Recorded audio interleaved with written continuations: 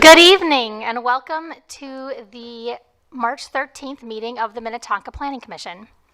The commission generally meets twice a month, always on a Thursday. The schedule and tentative meeting agendas can be obtained by calling the Planning Division or by checking the city website at minnetonkamn.gov. The commission holds public hearings on land use applications. For all land use applications, the city notifies property owners within at least 400 feet of the site and posts plans and information on the website. For some applications, the city also places signs on the properties and places notices in the Sun Sailor. From a specific process standpoint, the commission makes recommendations to the city council on rezonings, subdivisions, conditional use permits, and amendments to the city's comprehensive guide plan, zoning ordinance, and subdivision regulations. We also make final decisions on site plans, signage requests, variance requests, and expansion permits unless these requests are part of an application that must be heard by the city council. In that case, the commission makes a recommendation and the council makes the final decision. Anyone aggrieved by a final planning commission decision may appeal the decision to the city council. If you wish to appeal, submit a written request to the city staff within 10 days of this meeting. From a broader standpoint, the city's comprehensive guide plan, zoning ordinance, and subdivision regulations are the city's best efforts to codify a balance between individual rights and community responsibilities. Individual rights are easy to understand. Community responsibilities are more subtle, but the idea is that we, as members of the community, agree to limit our individual rights for the common good of the group. The Planning Division, the Planning Commission, and the City Council are charged with managing this sometimes difficult balancing act. We ask you to keep this broader perspective in mind as we review tonight's applications. Again, welcome. Staff, please call roll. Waterman. Here. Banks. Here. Brink. Here. Hanson. Here. Henry. Here. Minion. Here. Chair Maxwell. Here. The next item on the agenda is the approval of the agenda. And staff, I believe there's a change memo for tonight. Yeah, Chair Maxwell, there is a change memo. The city received an email from the DNR regarding item 8A. Whenever a property is in the Shoreland District, the DNR is notified of that. Mr. Ingvelson will address that in his presentation. May I have a motion to approve the agenda with the change memo included? I'll make that motion. A second. Motion Hanson, second Banks. All those in favor signify by saying aye. Aye. Any opposed? Motion carries. Next is the approval of the minutes from the February 20th meeting. Does anybody have any changes? All right, may I have a motion to approve the minutes? I'll make that motion. Motion Waterman, I'll second. second Henry. All those in favor say aye. Aye. Aye. Motion carries. Next, we have a report from the staff. Chair and Commissioners, two City Council meetings since your last meeting. February 24th, there actually were no items pertaining to the Planning Commission on the February 24th meeting. On March 3rd, the Council introduced a ordinance for the Marsh Run 3 townhomes, rental townhomes. You had reviewed a concept plan for those several months ago. The applicant has made formal application. The first step in that application is to have an ordinance introduced at the council and then that project referred to the Planning Commission. After the introduction of the ordinance and staff review, the developer has decided to relook at their plans, consider if there's an opportunity for some changes. So I'm not sure when that project will be before you, but it has been introduced at the council, so that procedural step has been taken. The only other item to talk about was the zoning ordinance update work group that met on February 26th, but I think that I will leave that to your fellow commissioners to address that meeting during their report. Thank you, Ms. Thomas. Next is item 6, report from planning commissioners. Does anybody have anything to report today? Thanks. Commissioner Thanks, Chair. Yeah. Just as it was just mentioned, we did have our first meeting for the zoning ordinance. The purpose is to bring together different members from different commissions and committees, as well as a few members from the public, to discuss how we can reshape or reform our zoning ordinances. So looking forward to being a part of that. I don't know if fellow commissioners want to add more to that. Yeah, I think Commissioner Banks covered it well. I think for some of us, maybe 2 years ago, 18 months ago, we met in this room and kind of kickstarted that process. And the city's hired a consultant now, and then that same consulting group is helping guide us through the rezoning process along with staff. And so I would describe our first meeting as more of a just taking temperature of the room on what different perspectives are in the community as to what types of developments they'd be open to. And then the goal is 18 months from now, the submarine emerges from the water with a kind of a formal recommendation on what the new language might look like. It was, and thanks to the staff, that was a helpful and interesting first meeting. So looking forward to the next one.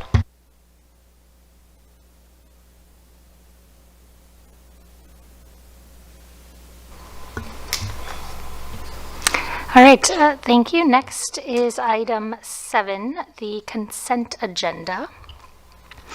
City staff places items that are considered routine on the consent agenda. No staff or applicant presentations will be made. The commission will hold one public hearing and approve all items on the consent agenda with one motion, subject to the staff recommendations of approval. Before voting on the consent agenda, I will open the public hearing, announce each item, and ask if anyone wishes to have a separate discussion or vote on that item. If so, the commission will then remove that item from the consent agenda and hold a separate hearing on it after voting on the remaining consent agenda items. I may allow informal informational questions without removing an item from the consent agenda. Staff, should I open the public hearing now or announce the items first? Chair, I would announce the items first, then open the public hearing. Thank you. So we have 3 items on consent agenda today. The first one is item 7A, a side yard setback variance and expansion permit for additions at 17310 County Road 101. And the recommendation is to approve that request. Second is item 7B, a conditional use permit for a medical clinic at 12983 Ridgedale Road with a recommendation to the City Council to approve the request. And third is an interim use permit with variance for the relocation of an existing garden market at 17501 Highway 7 with a recommendation to the City Council to approve the request. I will now open the public hearing on these items. All right, as no one, it seems, wishes to speak on these, I will now close the public hearing. Commissioners, may I have a motion to approve the items on the consent agenda, please? I'll make that motion. Motion Waterman, I'll second. second Henry. Staff, please poll the commission. Waterman? Yes. Banks? Yes. Brink? Yes. Hanson? Yes. Henry? Yes. Minion? Yes. Chair Maxwell? Yes. The motion carries. And the motions carry.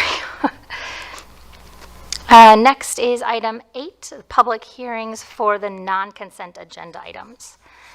Before we begin consideration of the non-consent, I'd like to review the steps in the process and the public hearing procedure that will be followed for each proposal. First, the items will be announced and staff will report on the subject. The commission will then ask questions. Next, the applicant will be invited to make a presentation or offer comments. Commissioners may ask additional questions at this time. After the applicant is finished, the public hearing will be opened to give anyone present the opportunity to comment on the proposal. If you wish to speak, please come to the podium and state your name and address for the record. We ask that you keep your comments brief and try not to repeat any points already made. Once everyone has spoken, we may allow speakers to return for additional comments at larger meetings. Neighborhood spokespeople are encouraged and will be given up to 15 minutes. The first item on tonight's agenda for consent agenda is item 8A, a preliminary plat with variances for a 2-lot subdivision at 5038 Dominic Spur.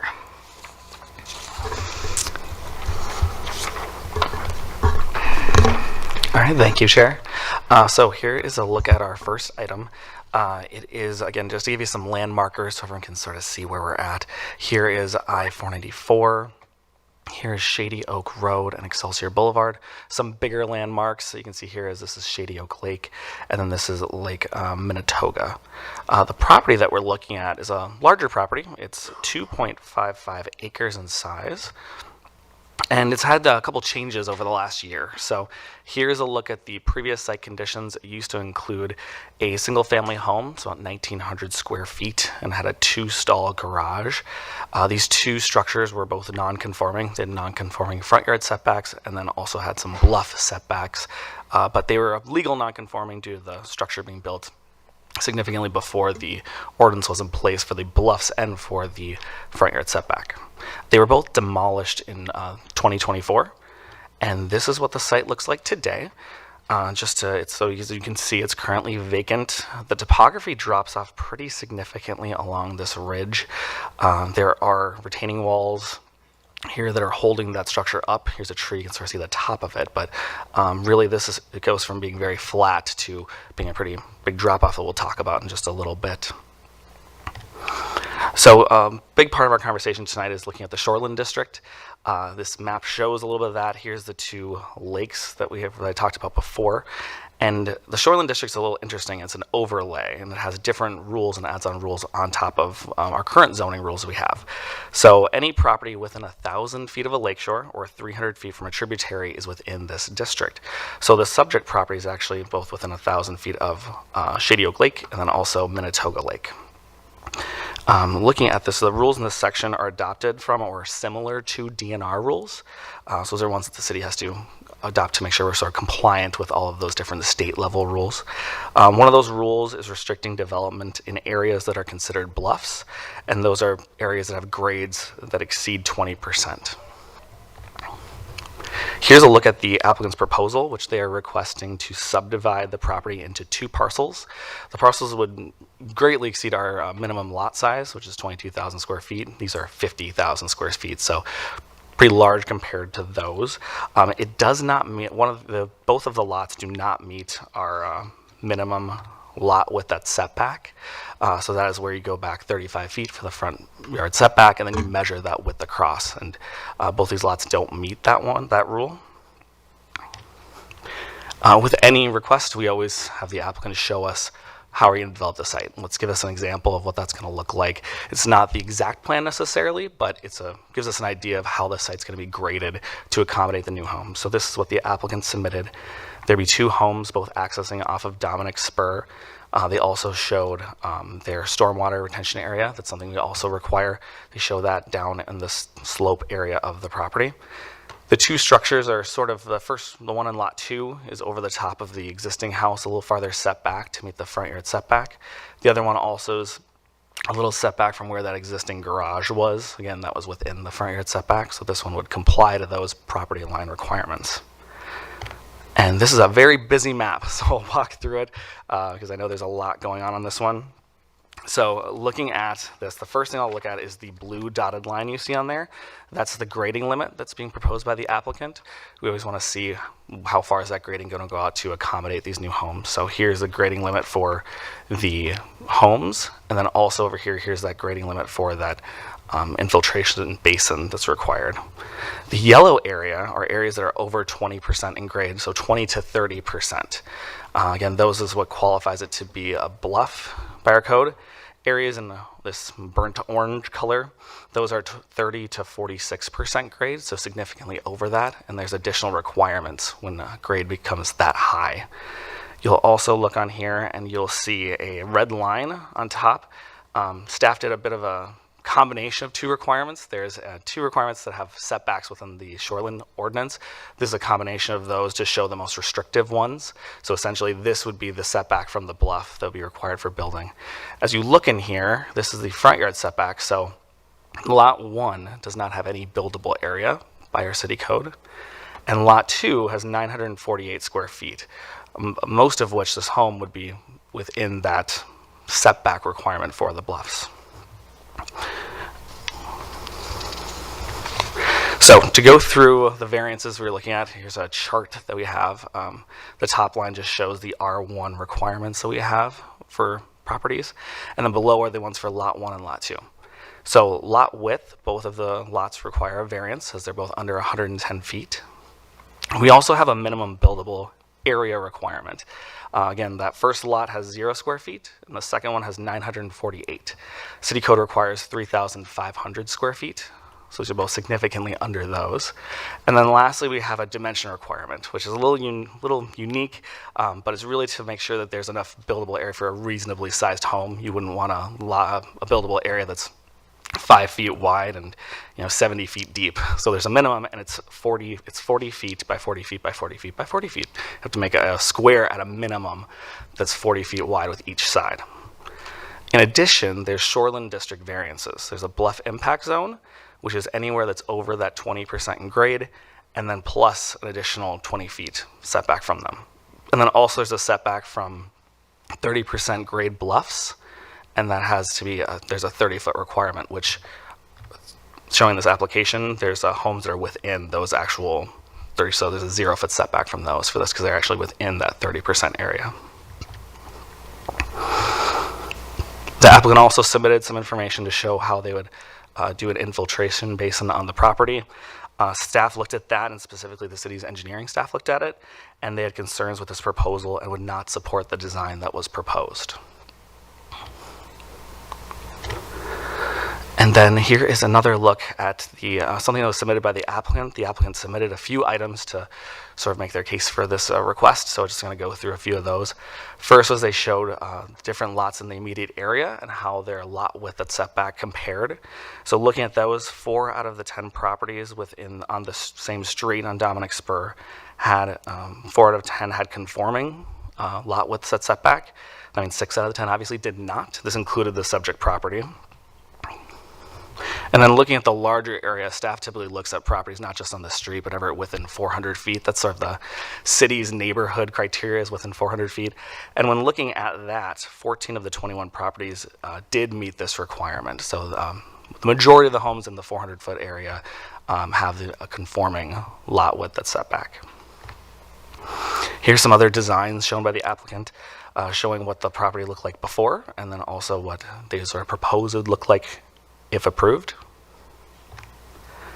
Here's another one of those designs that they provided. So the applicant also submitted a few different properties to show, as sort of their case studies as examples of different lots that maybe have some sort of topography in the property and have a single family home.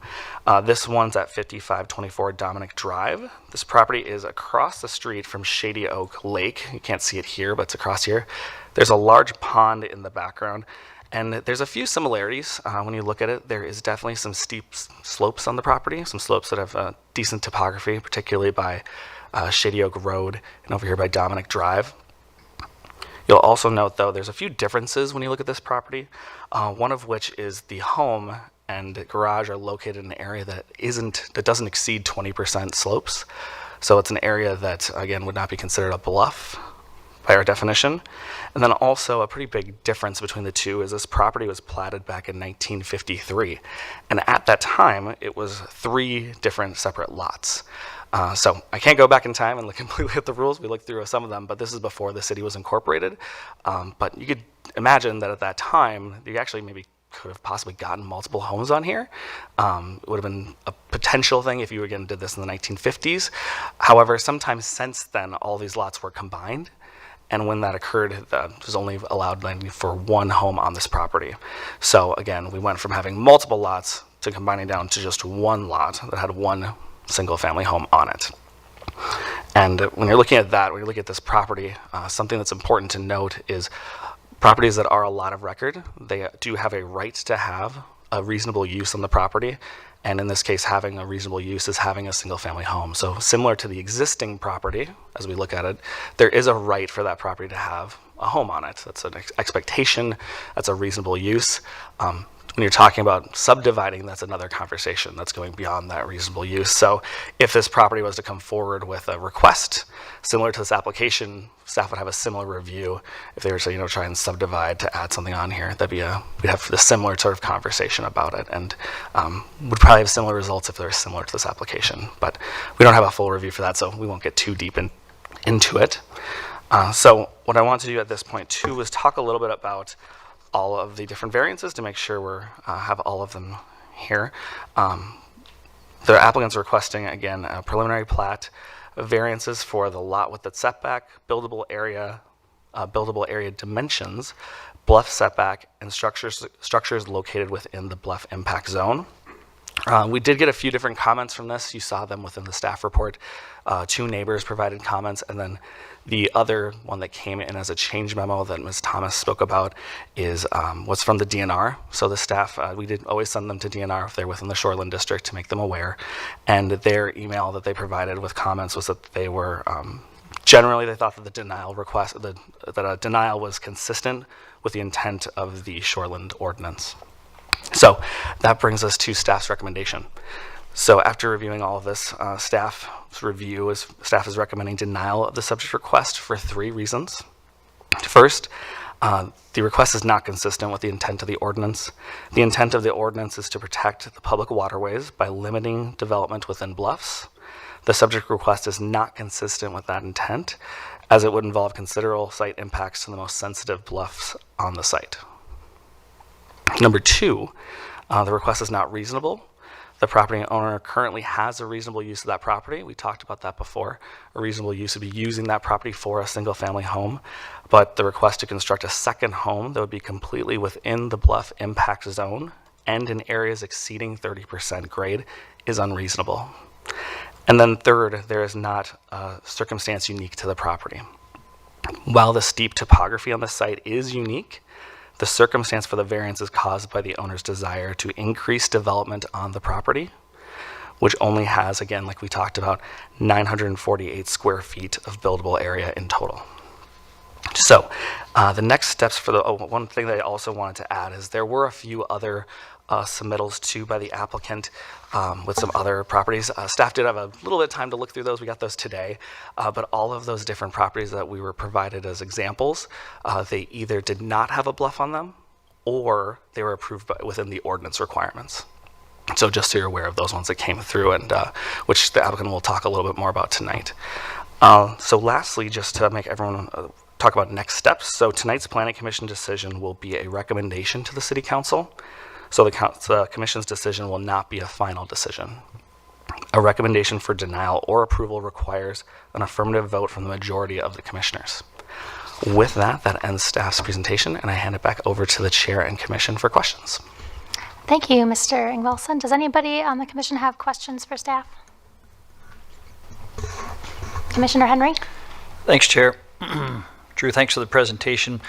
If you mentioned with the comparable lot that there was a right to use to have a house built on that one, this is purely a hypothetical and maybe it's outside the scope of what we're talking about, but if this current lot, the proposed lot, if it did not have a house already built on it, would there be a right to have a house on this property? There's a lot of things that go into that question. We do a lot of research to find them out. We would look at things like how it was created, when it was created, is it adjacent to another property? But with your hypothetical, let's say it's been a vacant lot, it's been a lot of record, so that means it was platted prior to the adoption of city ordinance. If it had all these different things, yes, you would still have a right. A vacant lot, if you have a lot of record, that is something that is in reasonable expected use of that property, is to be used for a single family home in the R1 district, obviously. Thank you.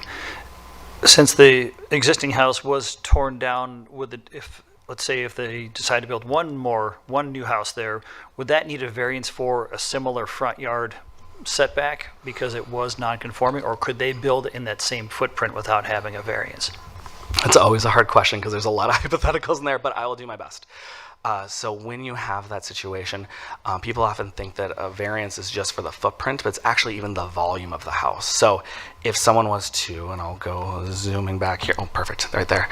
So you would be allowed without any special approvals to build a home. It has to be within a certain time frame, but have to be within the same volume of this house. So in theory, let's say the applicant wanted to build this exact house in this location. It would actually need a variance even for it if the area above it. So you would probably need a variance, and I think an expectation for this property is that variances might be needed. 948 square feet is a pretty small area. So hypothetically, again, looking at that, there might be some variances needed for this, and that's something we would look at with a new application.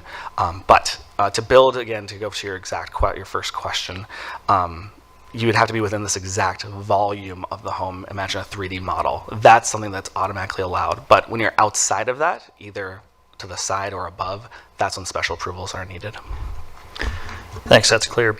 Last question, in your working with the applicant, did they mention how much fill would be needed to build these two homes? I'm thinking specifically about, you have up to a 45% slope, and I'm assuming lots of fill would need to be put in to make sure those houses were stable. Commissioner Henry, we did not get to that specifics of it. That might be a good question for the applicant tonight. Thank you. Commissioner Banks? Thanks, Chair. Just a couple of questions. You had one answer from me, so I appreciate that. If you can go back to the slide that has the list of variances very quickly. Yep, that was it. Yep, that's it. Just a quick question about with the lot split, would both lots require all of these variances, or would one lot not need, as an example, the bluff setback, or do they both need exactly all of these variances? Commissioner Banks, the request for both properties would need all of these variances. Okay. Very simply answered, thank you. And my other question was, currently, I was able to walk the property, and a significant drop there in the back with the retaining wall. Just kind of putting it in perspective of maybe yards or feet, how much fill are they suggesting that they would bring in from where it currently stops to going back to being a buildable area? Commissioner Banks, I don't have the exact distance, but what I can show you on here is the existing structure. So here's the existing structure that's there. It's a pretty steep drop off as soon as you get past that. It looks, based on the site, it appears that the previous garage and home were sort of built right up to where that drop off is. So if that helps you give a little bit of an imagine there. Ms. Thomas here is guessing around 40 feet. Okay. That's probably a good ballpark. The picture is great. Thank you. Commissioner Waterman? Thanks, Chair. Question about FAR. You mentioned it in the pack, and you said that there weren't enough specifics to calculate it, and I think I had it pulled up. I think it was like 0.2 would be the maximum. So maybe a loaded question based on what you're seeing here, and conceivably what, the square footage of the home, whether it's one level or two level, would these conceivably just already be over that, or is there a chance that those would be under? If you don't know, that's fine. Commissioner Waterman, we didn't do the full calculation of that at this point, since we don't have actual house plans. So that's something we'd look at first off, if these were approved, and then we would then get a house plan from them, and that'd be a requirement we would add to it. So that was in the report, just to note, that's another requirement we'd have if this was approved. If I could add on to that also, I think that given the size of these properties, that they're over, significantly over. I mean, applying a 0.2 FAR to a property that's 50,000 square feet, that's 10,000 square foot house. So I don't, obviously, as Mr. Ingvelson said, we would have to calculate that when the building came forward. I don't think that it would be insurmountable to be under that far. Got it. Thanks.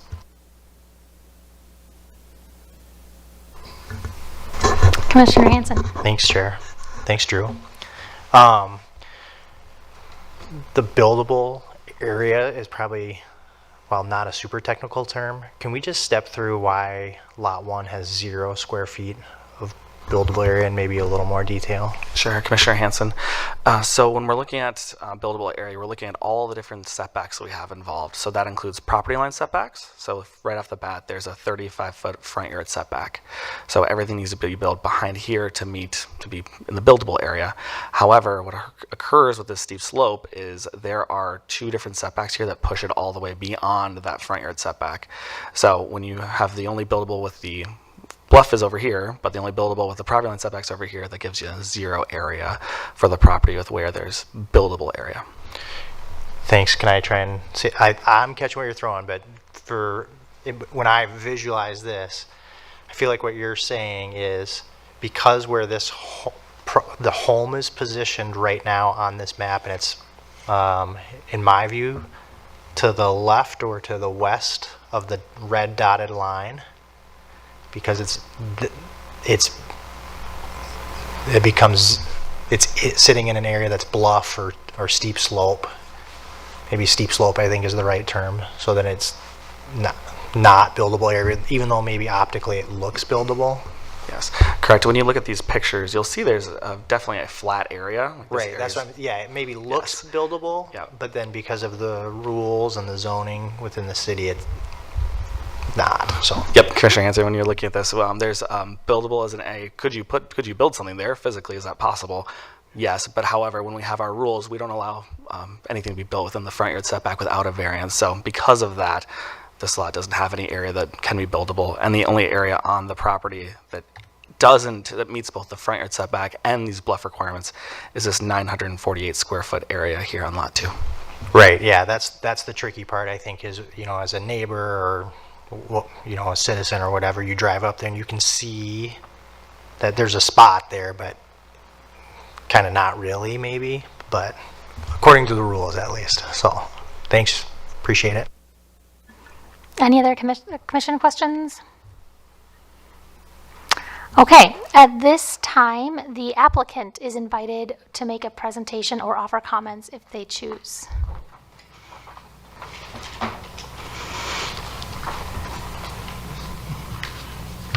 Good evening. My name is Paul Lang. Drew knows me very well. I've been working with Drew on this project for 6 months. And we're not builders, we're not developers, we're just the landowners, the Lang family. We've had this property since 1965. That unique home that you saw in the picture was the house our dad designed and built, and we grew up on this property. It's a heck of a property. Some of the questions you're tossing around right now, I can't even answer because I haven't heard some of these yet. But I can answer them the best I can. I've also got Sather Berquist, the surveyor, Dan, with us here tonight, and I've got Mike Stedman, our realtor. Brother Dave sitting here. There's 3 brothers that now own the property. And so our attempt, not being builders or developers, is what you see is what we've done as best as we could. The bluff, and Commissioner Banks, it sounds like you walked the property. You went out and looked at it. Drew, if you could, that last picture in that PDF I sent, the picture of the Getzinger house, or the Chukka house, excuse me, the very last one. So that image is, that's the house to the north, the bordering house. And the way we've got our drawing set up, we line up exactly with that house. So setback and everything lines up in the neighborhood with that house. So our setback and our look and feel is really no different than what's already in the neighborhood. So we're certainly aware of the neighborhood. We've been friends with the neighbors our whole life and don't want to do anything that's going to upset neighbors or upset anybody for that matter. So we've been very conscious of where we're trying to put these homes or what we're trying to do. The footprint where we can build the home, if you see me, my shadow kind of standing there, I'm standing right where this house is proposed to go. And like I said, it's basically lining up with the house to the north. And if you look at the house to the north, the slope in the back of it is basically the same as the slope that we're dealing with. So at one point, the slope was always there, houses were built there, and the house that we propose would match up with that house really well. In fill, somebody asked a question about fill, and Dan might be able to answer this better than I am. One of the houses has a little fill, the other house is excavating, and so we're talking about building out a basement in the first house, and that's what gets digging into what's called the bluff. We've never seen it as a bluff, but it's a bluff. So it's got that higher slope ratio, but in digging out a basement and excavating, we back off the house so that that setback meets the standards of setback. Interestingly, the setback we're proposing is much greater than the house that was there. It's much greater than the garage that was there. So we're improving the setback. We're getting away from the cul-de-sac over our parents' home. So to us, it's a benefit to the neighborhood visually to have houses backed a little bit, backed off. The garage, our parents' garage was like literally on the road. I mean, because the road changed after the garage was there. So our garage was, I mean, basically almost touching the road. Our setback allows us to get away from that area at 35 feet, not the 10 feet or whatever that setback is. And so what we think we're proposing isn't unusual or damaging or, you know, a request that is reasonable, we think, to try to get a variance on a couple of the things. One of the variances that Drew has listed, there's 3 items on there that all kind of turn into the same variance, which is all related to the slope. So buildable area dimensions, and bluff setback, to me, are all one thing.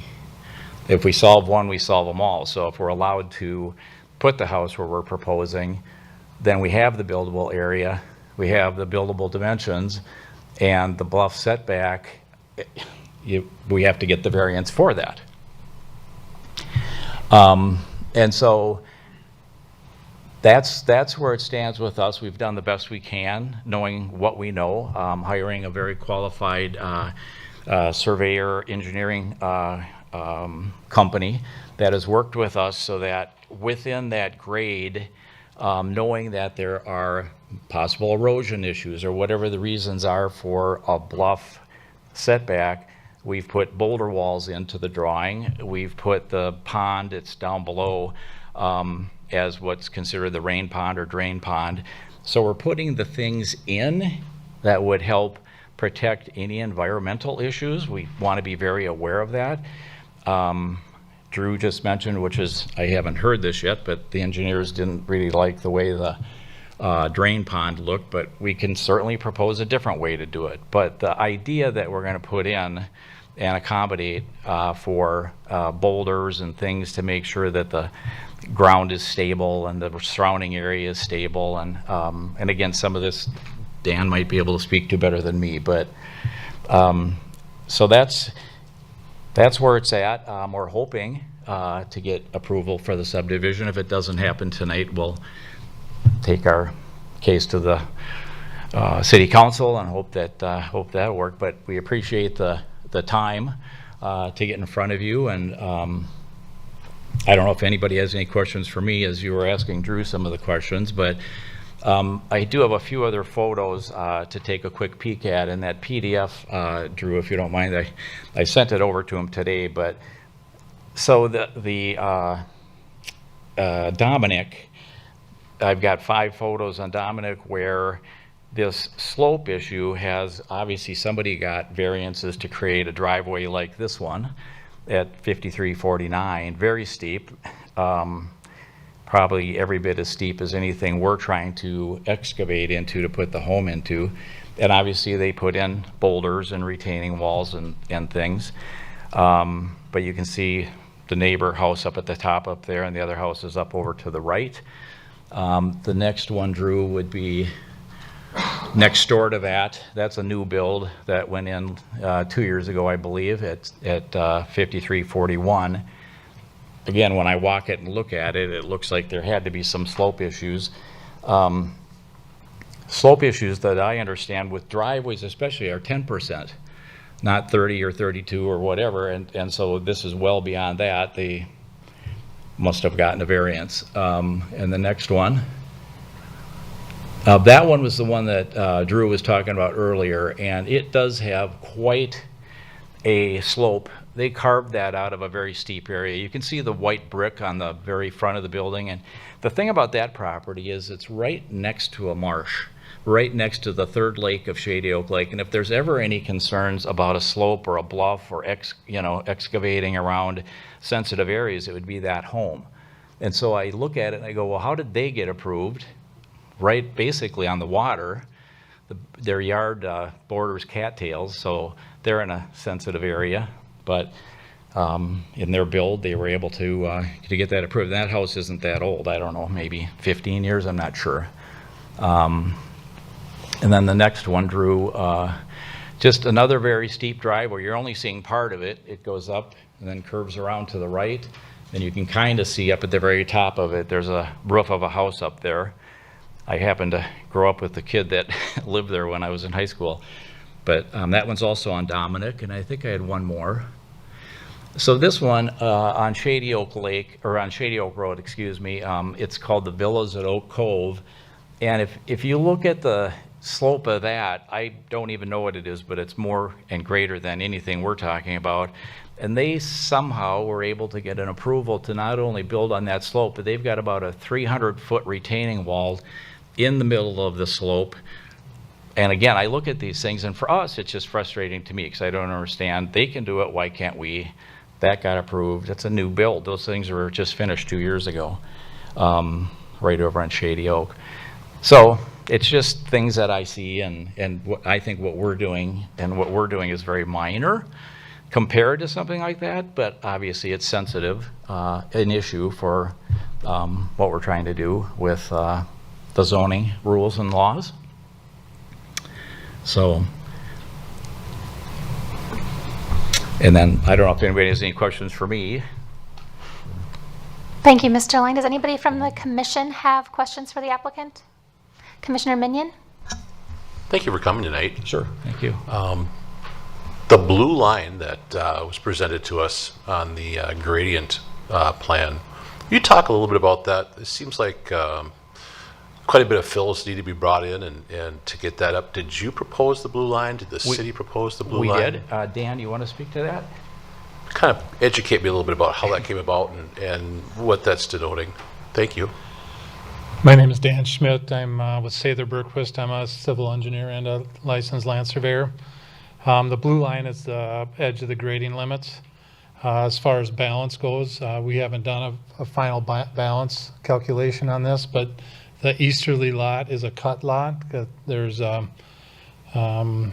there'll be cut generated from that one, and the westerly lot is a fill lot, so we'll put it over there. We're not exactly sure if it's going to balance because we don't have final house plans yet, but it should be close. Also, it may look like there's more fill because we're putting in walkouts here, so that we'll make up 10 feet with the grade from the front yard grade to the backyard grade, so that will make up a lot of it. And the easterly lot doesn't have any retaining wall, and the westerly lot has 2 4-foot walls in the back there. Would it be safe to say then that the side yards have that 30% grade? I don't see that in regards to the color of the gradient. Is the gradient accurate in relationship They'll be to 4 the to homes? 1. We typically try to grade to 4 to 1. Sometimes on the side yards we go to 3 to 1. So that'll be 33% or 25%. That's standard on most walkouts. Okay. And that blue line is a little bit off from the boulder wall I see in the plan. Yeah, it's Is just- that proposed for another type of retaining product, whether it's a boulder wall or a Just- wooden wall? It's just to make it constructible, so they have some room to work without running over the silt fence. That's the blue line silt fence. So that's where we That put helps. That helps. Thank you. have a couple more of your earlier comments if you wanted me to, Yes, you as long as may. I'm here. Stormwater pond, they made a comment that they don't want the stormwater pond in that area, but we could put a rain garden in the front yard just as easy. Or we could do some kind of underground storage and run it down the hill to prevent erosion. And the other, a lot of the bluff ordinances are focused on eliminating erosion, and there's things we can do with different types of vegetation or erosion control products to eliminate or minimize runoff to less than what it is right now. So that's all I had. Thank you. Commissioner Hanson, you have a question for the applicant? Yeah. Thanks, Mr. Lang. I'm not sure if this will be for you or for Dan, so bear with me. First of all, I think your parents and your childhood home is cool. I've walked past it probably 600 times in my life since we bought a house. So Thank you. I was always curious about it, and then when it was for sale, I was like dreaming about it. That'd be kind of cool to live in, but it looks like a lot of work. Yeah, yeah. So, We hope somebody would have bought it and renovated it. That was Yeah, our dream, but totally. It had a lot of issues and problems. But Totally. Yeah. you guys have kind of teamed up to answer one of my questions. Was going to be about Phil. I was curious about the setback. Just kind of knowing that house previously did feel closer to the road.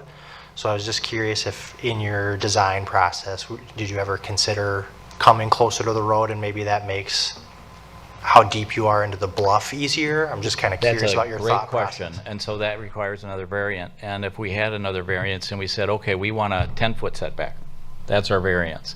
Now that house moves forward and gets us out of the bluff by 20 feet, which would be great. And that photo that I put together with the two houses on it, that house is very close to where the garage was in that photo I did. That would be a great way to do it, and I love the question, but then it just is what variance is easier to get past or harder to get past? I would think give us a 10-foot variance on the setback, and then we can not go into the bluff or the slope nearly as far, just kind of etch into it a little bit. So Okay. like No, I the don't want to question. design your project. I was just curious where your head's at, though. So. I like the question, actually. Yeah. Any other questions for the applicant? Commissioner Minion? That photo you had earlier where you said that your shadow was the same spot as your proposed project, would that be where your proposed project would start or end? Meaning, would it be the front of the house or the back of the house? Well, where I was standing was kind of the middle of the house, the front facing the cul-de-sac. So it's sort of the middle, the long way. In my shadow, to my left is down the hill, to my right is the road. And, you know, these footprints of these homes are just very, what would be the word? Concepts right now. You know, like I said, we're not a builder, we're not developing a home yet. Hopefully a builder would buy the property, but so those are subject to change at some point, knowing what the approvals would be that they would have to adhere to that. So, but that was me standing basically in the middle of the house with house to my left and house to my right, front and back. The length of the house going north and south. I guess my question more would be, as I saw, we're talking about the one where it was you took the photo of the side of the neighbor's house, Yep. and then you had said that your shadow was Yep. where the house. There you go. That one, Thank yep. you. So would you say that that's kind of the crest of the hill where your shadow is? Correct. It's hard to see what the setbacks are in this photo, so Correct. I'm just kind of orient myself as to what your vision would be. But you're saying say your camera would be, that's about the middle of the proposed house? As a guess, yes, that's right. And an interesting thing about that so-called bluff, where that yellow protection material is, a lot of that first very steep part of the bluff, the first 20 feet, was man-made. So it was brought in as fill for the house that my parents built. It was also brought in as fill for the cul-de-sac when the cul-de-sac got built. So we're kind of digging into some man-made material. It's not just a true, you're out in the middle of nature somewhere and you're going to dig into the side of a hill. Some of that is man-made, and you can see it when you're there. And I'm glad for Commissioner Banks to take a look at it. I would love any of you to go out and take a look at the property, because once you stand there, it seems like it's fairly reasonable to do what we're doing, but that's just us. So, yeah. Any other questions? Commissioner Waterman. Thanks, Chair. And Mr. Lang, it sounds like you've been working with Drew a lot for a while. Yeah, I wore them out. Yeah. So just curious, were you sort of aware that the city was going to be recommending denial, or had like a sense of that? He told me all along you guys were going to approve it. No. There we go. It's done. No, he was very forthcoming in saying we'll probably deny this, or most likely deny it, and then we got the confirmation of the denial recently. So yes, but our hope is, which happens from what I understand often, that you get in front of the city council and they might look at it and think differently, or think, well, this is reasonable what we're trying to do. I know there's laws and there's zoning and there's things, but sometimes there's room to move and room to wiggle, and that's kind of what we're looking for. You know, our goal is not to create a monstrosity in the neighborhood or create anything that's going to change it in a way that would be a detriment or that upsets the neighbors or anything else. So we just want to be very careful about what we're trying to do as far as, you know, what you see so far. Great. Thanks. Any other questions? All right, it is next time for the public hearing. If you would like to speak, come to the podium, state your name and address for the record. Any questions will be addressed to the commission. We'll gather all of them and then get them answered by staff or the applicant at the end of the public hearing. The public hearing is now open.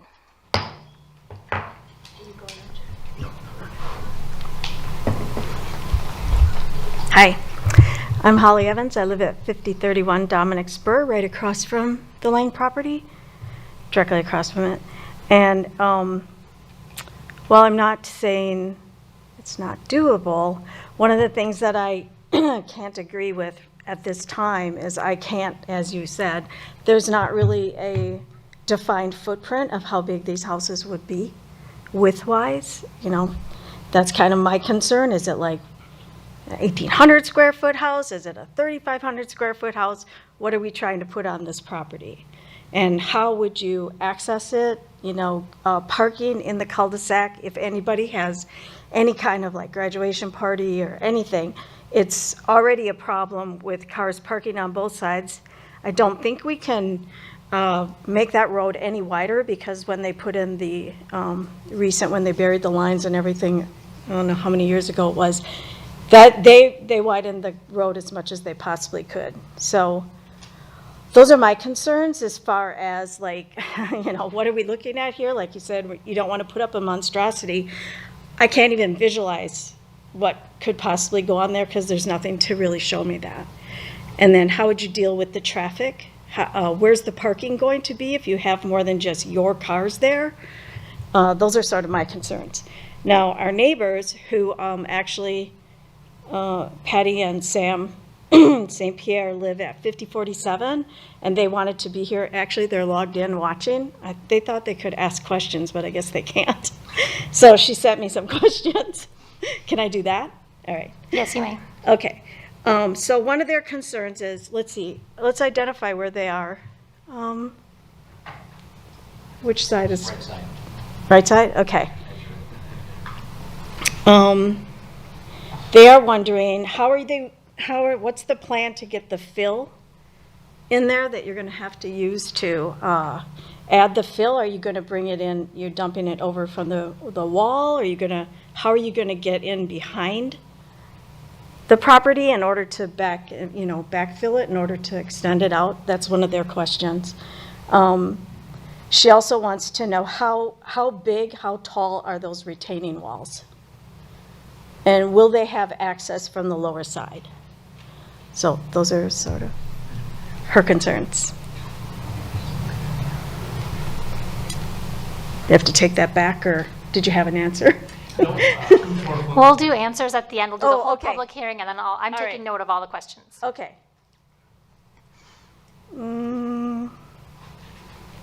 So I guess that's it, besides the questions that I had submitted, which were, I think I already went over. Traffic concerns, parking, snow removal, like they when they plow our street, they tend to push all the snow in front of their their house, unfortunately. So that's already been a problem, but I'm assuming you're used to dealing with that. Yep, that's all I have at this time. Thank you. Is there anybody else who'd like to speak? Welcome. Please state your name and address for the record. Jeff Abels. I live at 5016 Dominic Spur, as well as the Langs. Known them for years. Family has been there for years. Grandfather owned the home, etc. My concerns are on the Bluff area as well. Had a home put in at 12411 in the back of my property many years ago. City of Minnetonka did not do well with that, overseeing that being put in. Missed the drain tiles, some other things that went in there. Now in the back of the property, hanging over this bluff that you guys seem to be so concerned about, we have black hoses, white hoses for water runoff because nothing was done with the lake type area, and you guys did not check and have drain tiles put in. I am hoping that it's going to be properly looked into when these things are built here, and that the city will look into them. I also have concern with the parking. It is a small street type thing, but I'm sure if the driveways and setbacks are there, they'll accommodate their own cars. Everybody has company. But the bluff problems and how they're put in is an issue. I had water runoff to a point that they had to put in those hoses next door to my property because it wasn't checked and taken care of through the city for these bluffs. So I do understand the runoff problem back there in the back. And I had runoff on my property with these not being checked for them. So I'm just hoping something of those will be taken care of properly because it is a nice area and it is a nice 40 acres out there of Minnetonka wetlands. Anyway, that's all I've got for these. I've got other issues. If you could finish that Valley View Road to where it shows on that map, I would appreciate that. We paid for it years ago, I think. I'd love to have that road back there. Thank you. Is there anybody else who'd like to speak today? Langs could build properties in the back as well, numerous ones. Donna Getziger, 5039 Dominic Spur, and I live right across from the Langs, and they've been very good neighbors. However, this north lot is, if you go out there and look, it's very narrow, and that hill is really steep. I've tried to walk up, and it's very, very steep. And I'm from West Virginia, and I know hills. So I would really think that it is steeper than some of the other slopes down, like Checka's and Jeff's. But the others down the street, you walk back there and these houses are hanging over, and it doesn't look very stable, actually. And I'm very concerned about building out over that steep hill. And it's a very small cul-de-sac. And when you get garbage trucks up there, they have a very hard time turning around, and they're breaking up the front of my driveway. So those are some of the issues we have up there. It's wonderful. I love living there. But, and I'd love to have new neighbors over there. But I'm concerned about two houses. Thank you.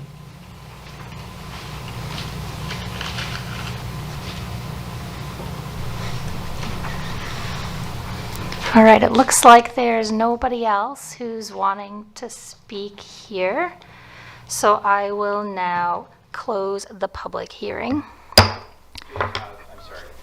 To answer some of these questions, is that after you mean? I'll do that right at this point. So I'll bring the applicant up first to address questions that arose from the public hearing. After that, then I'll ask staff, and then we'll do the commission comments and questions. So if the applicant would come up, I heard questions about where the fill would come from and how the construction site would be accessed. A question on whether there would be any access, sort of foot access from below the wall. Those were the two primary questions that I heard. Sure. So the first one on fill.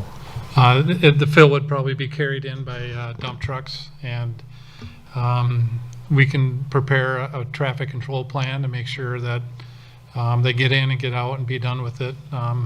Everybody knows that construction, there's going to be traffic, and all you can do is minimize it and do the best you can and get it in, get it done with, and be done with it, and get a good plan and clean the streets and make sure the drivers are aware that it's a neighborhood and they got to be courteous of the existing neighbors. And then the other question is the size of the retaining walls, and is there access from below the bluff through the retaining wall? We're proposing 2 4-foot retaining walls, which is typically better than doing 1 8-footer, but 2 8-footers with a 4-foot bench in between it. I don't believe there'll be construction access from below, but I'm guessing they build the walls first and then build a house, and then there'll be access in between the houses. There's quite a bit of room there. So. I would think those walls would be built by big Bobcat that can drive down there, I would think. Yeah. We've had machinery down there before, but, and to answer whoever asked, no, there's no access from below other than there's a walking trail at the bottom of our property, and it goes all the way around the bottom of the property out to Dominic Road and Shady Oak Lake. So there's access, but it's on foot. And there was a couple other questions I could answer if I could. Yes. So Holly, to answer your question on the square footage of the homes, we're not trying to build big homes, we're trying to build quality homes. So that photo that I proposed with that one home in it, you can see that's a quality built home, and we'd rather see. I apologize if I could jump in one moment here, Chair. You might want to request the applicant to speak to the microphone, otherwise I can't hear it. Sorry. Yes, please, address your answers to the Sorry, commission. Holly. Anyway, we'd rather see a quality home built at 3,500 square feet than a 5,000 square foot home built. So we're looking at small and quality as our goal, to answer that question. And Jeff Abels, to address what you said, yes, there's a circle behind Jeff. Let's see, what's that called? Jeff, you know what that circle is right behind? Valley View is back there. That's well, not Valley View, but the homes that you look at that have that runoff problem, that part of the so-called bluff and whatever there is totally different than our property. That circle turnaround is way different. Ebnett, thank you. Ebnett Circle, yeah. Ebnett Circle, I looked at those homes. I was going to bring photos in as well. Those are like 3 stories in the back on stilts. Oh, I mean, I don't even know how those homes got built. We're not proposing anything like that. But I can see where they could have problems with runoff going over toward Jeff's home, which would be super irritating. One of the things that's nice about our property proposal is it's compact, and the only property we affect is our own. We're not really affecting a neighbor where those houses are, or any kind of, whatever we build for a possible pond or runoff is on our own property. It's a 2.5 acre property, so each lot's at 1.3. So it's a big area, as we mentioned. So we don't see any issues of drainage being affecting other people, for sure. All right, thank you. That answers the questions that I had for you. And as far as parking goes, I'm sorry, parking is the same as it's always been on Dominic. On that circle, that cul-de-sac, it's never been easy. But the one home that's being set back is going to have a long driveway. So the other home will have a shorter driveway, but one will have a long driveway, pretty much matching some of the other homes. Thank you, Mr. Lang. Thank you. All right, I will now bring it back to the commission for any questions or comments. Who wants to go first? Commissioner Brink. Yes. Excuse me. Drew, in your presentation there, when you gave the reasons for considering denial, one of the reasons was it's not consistent with the intent of the ordinances, and then I think there was something also mentioned in the report about consistency with the neighborhood itself. The majority of homes on the street are conforming, and could you talk a little bit more about consistency there with the codes, ordinances, and the neighborhood itself? Sure, Commissioner Brink. When looking at this request, again, there's a few different things we look at, obviously, when we're looking at variances. I sort of gave a highlighted shorter version of that because it gets pretty lengthy. But yes, I talked a little bit about consistency with the ordinance. And the intent of the ordinance that we have here today doesn't really look at grading, does not necessarily looking at that, except for limiting it. Not saying is it possible to build there? That's not the question that the ordinance looks at. It's looking to protect our most sensitive areas, and specifically looking at slopes that are over 20%, and then even additionally look at slopes over 30%, and considering those as sensitive, and saying that the goal of that ordinance and the intent is to protect those areas to ensure protection of our water bodies in the shoreland district. So that's when we're looking at intent. That's sort of that. Again, we always look at intent with the ordinance. Why is it there? And then the other part too is looking at the neighborhood. I did look around the neighborhood the best we could. I didn't have surveys for every property, so I'm using aerial images to try and figure out with our LiDAR and LiDAR shows approximate contours, and looking at those. And there are a few properties, I know we talked about the one directly to the north that appear to be non-conforming, but if you're looking at the vast majority in here, a lot of homes were built in areas that, again, don't appear to be in slopes that are over 20%. A lot of them are put in areas that were flatter, or that are flatter. So when you're looking at that, is this a neighborhood that has just all properties within the slopes? I wouldn't say that's what it appears to be. There are a few. I know there's some that were brought up here tonight, but it doesn't seem to be the vast majority. And then also, I know something that we did look at too was looking at the neighbors with properties that have non-conforming lot width at front yard setback. And when we look at those, I know the applicant shared some of those. It isn't a I apologize, I'm slipping through here. I think it was this one. It's not a vast majority of properties that have a non-conforming lot with that front yard setback. There's 4 out of 10 are conforming, so that means 6 out of 10 aren't on their street. But when you look at the larger neighborhood, again, 2/3 of them meet this rule. So there isn't a vast amount of properties that have these smaller lot widths. And that is one of the variances, and that's actually one of the first ones we showed on here, is that lot width that's setback, because that one actually doesn't involve grading, doesn't involve the slopes. It's just that we have these dimension requirements for properties. So just want to bring it back to that one too, that I know we've talked a lot about bluffs, but there's also a variance here that we have tonight that is not bluff or grading related. And staff wouldn't recommend approval of that variance either, as you saw in the report and resolution. So long answer for your, for your short question. Commissioner Hanson? Thanks, Chair. Thanks, Mr. Lang. Thanks to the neighbors again. Always interesting to get different perspectives.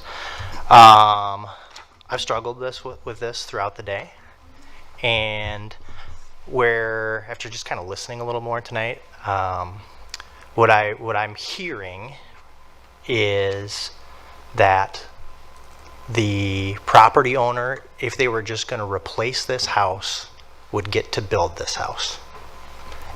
And from a bluffs perspective, the city's looking to protect those bluffs.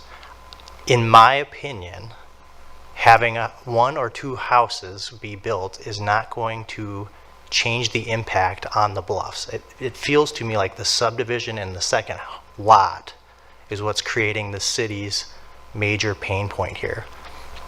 We're going to build we're going to build 1 house there no matter what. So when I hear that, I kind of take pause and say, well, we're going to impact the bluff no matter what. We'll see a different proposal. I would bet. If we deny this and the city council denies this, I bet we see a different proposal that impacts the bluff. I don't know when that would be, but I'd bet on it.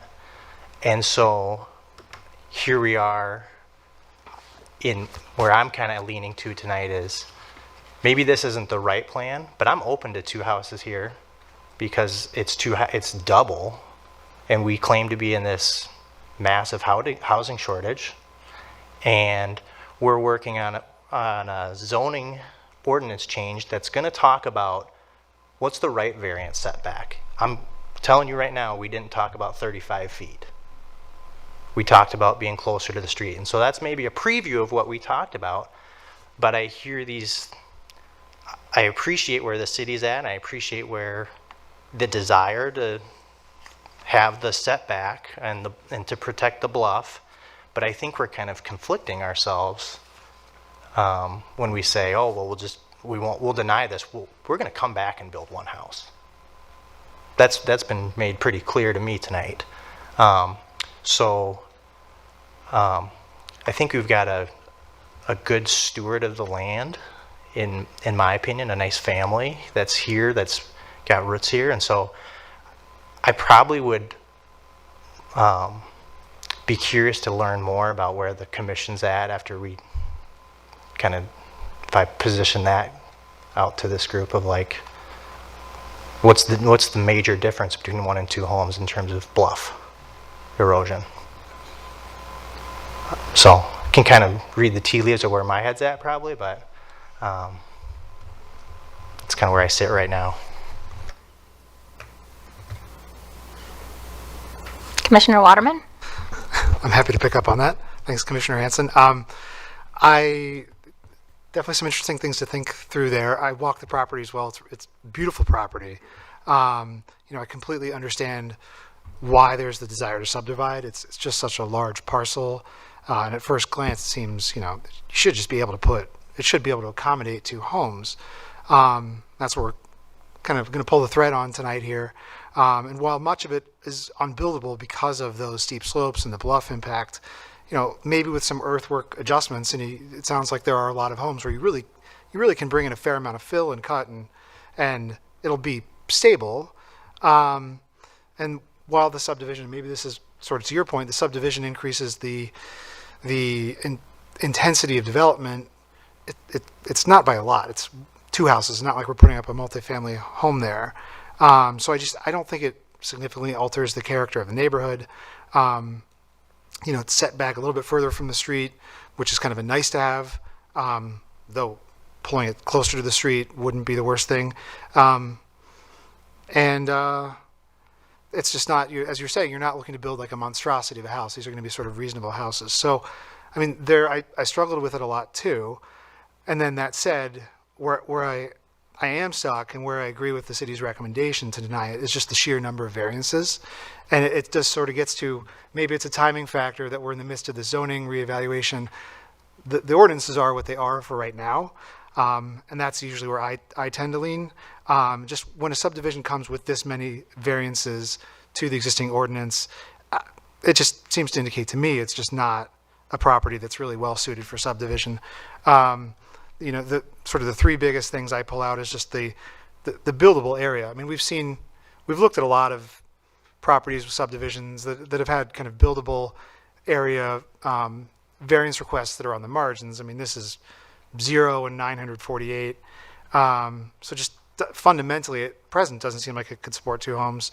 The practical difficulty isn't really there. It's sort of a desire, and just both of those together just get me thinking about precedent. If we approve a subdivision here with this many variances and really like no buildable square foot, how do we justify evaluating similar ones? So I wrestle with it because this is one. There are some that we see where I'm like, no, this is you're trying too much. You're trying to put too much here. This is like it could. It just runs up against these ordinances. So not to pass the buck. I mean, I'm kind of interested to keep talking about it, but it would be something I'd be interested if the city council finds a way around it. But for me, if I were to disagree with the city, I wouldn't personally have anything to offer in terms of, oh, here are the justifications for giving all these variances. So I'll leave it at that. I'm kind of interested in other comments as well, but I'd probably be voting with the city on this one. Thank you. Who else has comments or questions? Commissioner Banks. Thanks, Chair. There's a lot to think about. It was great hearing the presentation. I appreciate Paul, you and Dan's information that you provided. It really kind of changed a lot of what we just read in the packet. Also hearing from the neighbors, and it's always great to hear either for or against, but it just gives us more information, more context, because we don't live in the neighborhood to really understand how everyone feels about their neighborhood and their street. For me, I'll kind of cut to the chase, kind of along the same lines as my fellow commissioners with the struggle of this. But again, having so many variances for the addition of one home is what I can't agree with, or what I'm having a hard time getting on board with.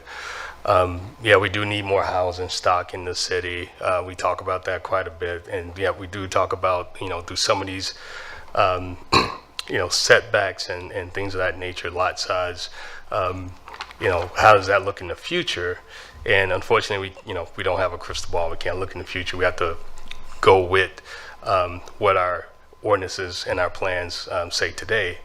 And with that, there's many number of variances for, if there was a benefit, the benefit is one additional family, right, in the city.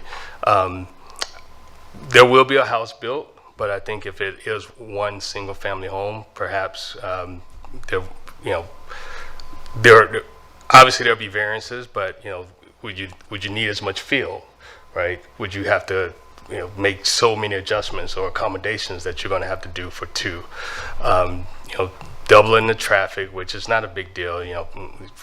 If there is a party, it's hopefully once a year, right? The neighbors deal with that, figure it out. But I just don't see the benefit of having one additional home as a base for being reasonable to overcome all of the variances that both properties would need.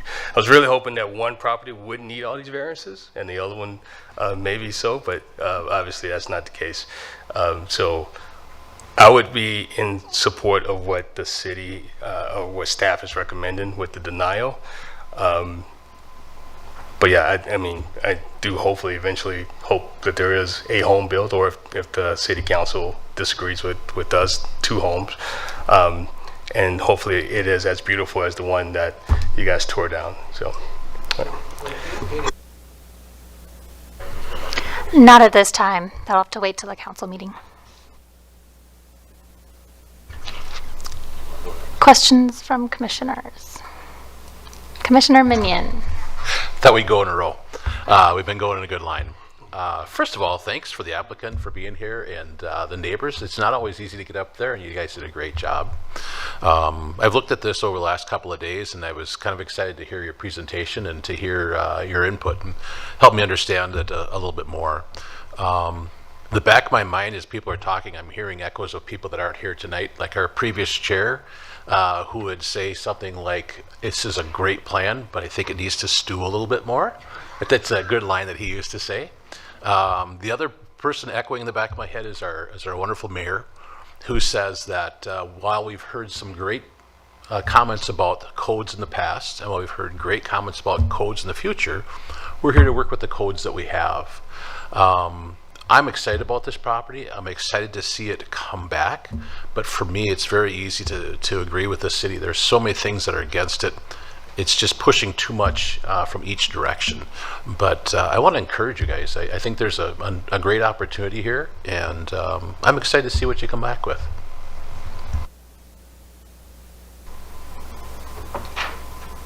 Commissioner Henry. Thanks, Chair. Yeah, the purpose of the commission is to digest a lot of the comments that we have, both from the city, from the applicant, from the neighbors, and I'm really appreciative of the strong presence from the neighborhood tonight, both in person and both in writing. In short, it's too much. And Commissioner Hansen mentioned, well, if there's one, then why not two? I think we could go down the virtual slippery slope. Then you could say, well, if it's 2.5 acres, why don't we put 4 houses on there too?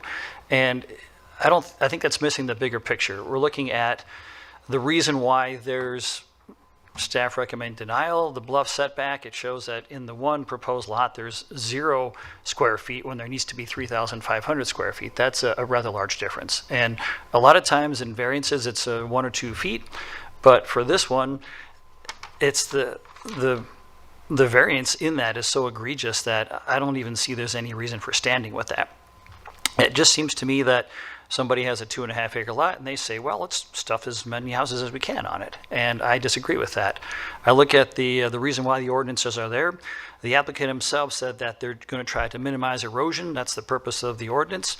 I think the best way to minimize erosion is to follow the ordinance and not have a second house on it. So there aren't any drainage issues, or that you're minimizing the drainage issues. The argument also was made that the city needs more housing stock, and I fully agree with that. We have thousands of units being built over in the Opus area, and looking at the Met Council predictions of how the city has to accommodate growth in the metro, I think the city's doing a very good job, a very planned out, very analytical job of increasing the housing stock. And in my opinion, this is not a good place for doing it. And I am fully in support of what the city is recommending here, and I'll be voting that way.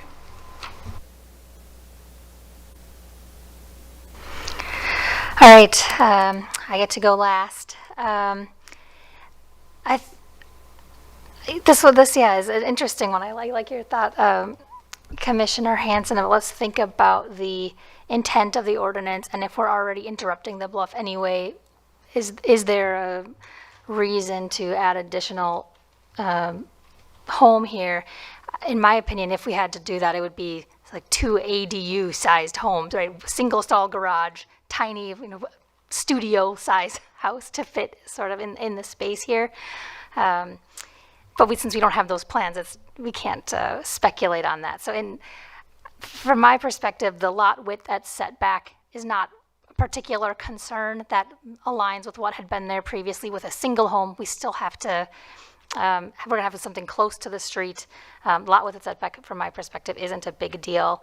The setback from the street isn't really a big deal for me in this case, but it's really that within the bluff impact zone that is an issue. So if there were a way to really consider how we could mitigate any impact to the bluff while being in the bluff zone, there may be potentially room to add additional housing here, but I don't see that with this particular proposal. Potentially, if this came all as one package with the building conditions at the same time, building plans at the same time as the plat, then we may be able to consider that. That's not what's before us today. So those are my thoughts. It looks like we're probably ready for a motion here. Is there anybody who would make a motion recommending that the City Council adopt the resolution denying the preliminary plat with variance request for the Lang subdivision at 5038 Dominic Spur? I'll make that motion. I'll second. Motion Waterman, second Minion.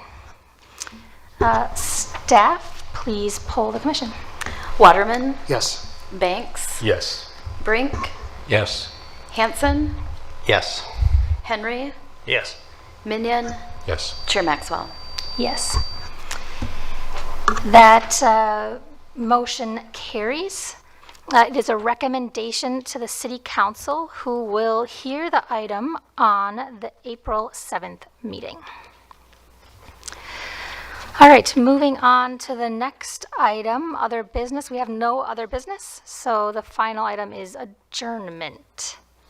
Do we have a motion to adjourn? I will make that motion.